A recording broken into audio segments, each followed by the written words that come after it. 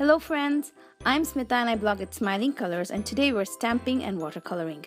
I'm creating this handmade card and I will walk you through the process. I'm stamping and watercoloring today, so I'm using watercolor paper from this Canson pad that I have already trimmed to size. I have these beautiful flower stamps by Altenew. This one is called Peony Scrolls, and I pulled out a bunch of my favorite Tombow Dual Brush Pens for the coloring. The watercolor paper has a texture to it, but I plan to stamp the flower images on it, so I'm using the smooth side of the paper today.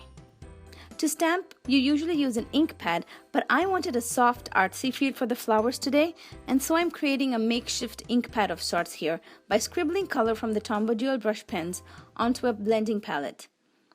Then I am pressing down my stamp firmly onto the palette and then smooshing the stamp to mix the colors nicely. You can mix in as many colors as you want here to create your own unique ink palette. I'm stamping and pressing firmly here, and you can see the variation in color in the stamped image from orange to pink. Now I'll repeat this for the second flower, smoosh the stamp onto the palette and then press down firmly. Now onto the coloring.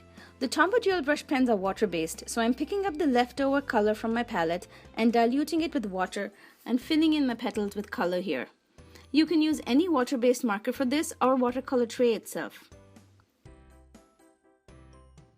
Now the stamped image itself has color pigment too, and I'm just picking up water on my brush in areas and pulling the color in from the edges. For the darker areas, I'm picking up more color from the palette, and I'm repeating this until all of the petals are colored. For the leaves, I'm mixing two colors, a green and a blue. Actually, this entire card is colored using just these four markers: green, blue, orange, and pink. I used the same technique and stamped the leaves. I'm carefully wiping off a bit of the ink where I don't want it in this bunch of leaves. At least that's the idea. But once I stamp it, I still got a little green onto my flower. No worries, I just immediately paint water over it and then lift off the green with a paper towel. See, in the end, you can't even see it. I similarly stamped a whole bunch of leaves all around the flowers and then added a few scroll designs as well. Then I dipped my brush into just water and colored in the leaves, adding extra color from my palette where needed.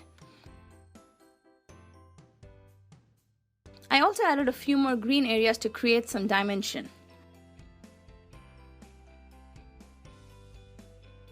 I added a few more scrolls, and then I created a soft background with more watery scrolls repeated all over.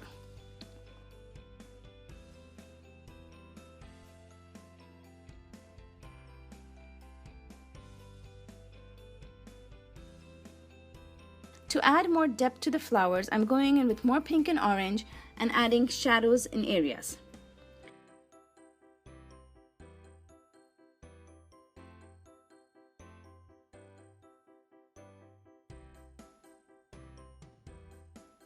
To finish off the card, I wanted to better define the leaves and flowers with a bold outline. The initial image we stamped has now softened with the water, so I'm going over the painted areas and stamping those same leaf images. This gives a nice artsy and watercolor look and feel. When it comes to flowers, you need to stamp the image right over your first image, or as close as possible. With the leaves, you don't need to be so perfect. You are creating the illusion of a bunch of leaves. But for the flowers, you want to look right on top of the card and stamp. So sorry, my big head comes in the view for a second here.